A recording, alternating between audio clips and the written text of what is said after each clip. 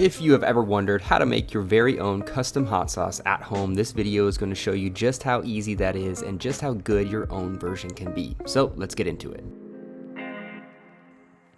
Peppers in general are very easy to grow, especially if you have very hot summers. Usually the hotter the climate, the more flavorful the pepper, but watering is the tricky part when it comes to arid regions and takes on a bit of an art form, if you will.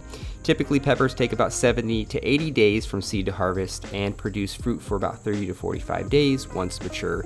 I've been planning on making my own red hot sauce when I planted these and have been patiently waiting for them to turn red late in the season for this very purpose. For me, late summer is peak hot sauce time and I'm just absolutely stoked for it. I have a blend of serrano, hatch chili, and mainly jalapeno peppers for this hot sauce, but you can use any mature red pepper that has a bit of heat to it. I would highly recommend using gloves for this since the peppers are extremely spicy, but to each their own. Give the peppers a quick wash and slice them up into large chunks and put them into a mason jar or bowl.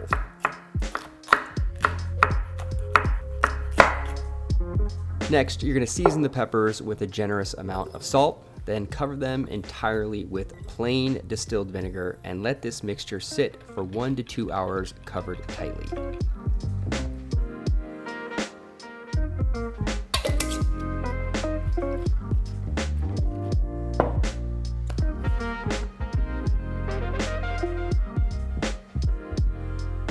Once the peppers have softened a bit, remove any stem portions of the pepper from the jar. I use the whole pepper just to make good use of them.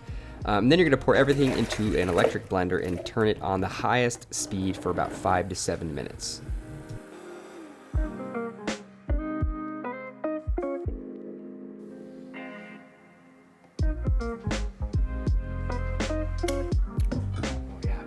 Ooh, that's a good spice.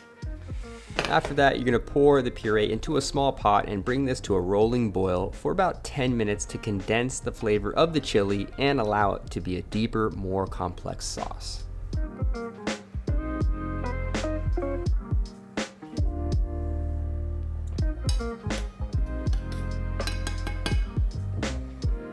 Once it has finished cooking, pour it into a bowl and set it in the fridge to cool down for about 1 hour.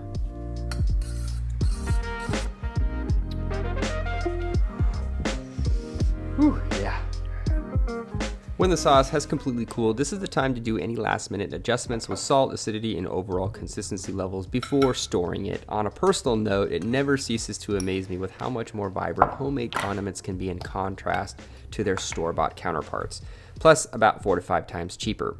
Also, save some of those used up hot sauce bottles to store your homemade version to really give you that traditional feel when using it.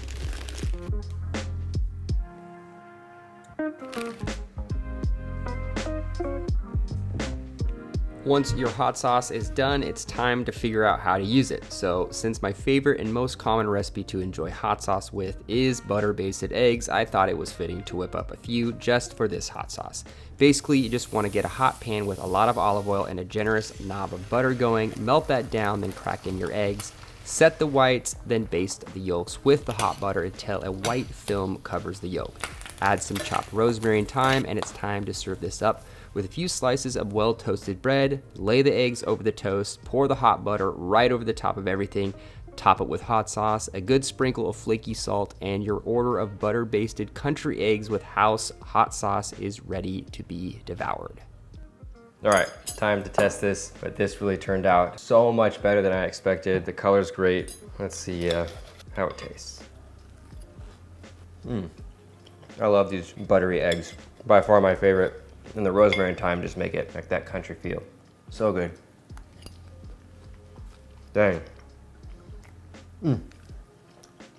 Very tasty hot sauce. Hopefully this inspires you to kind of think about making condiments at home and customizing it to your liking. You can adjust the spiciness and add garlic and onion, lots of different flavors, and even the consistency you can mess around with.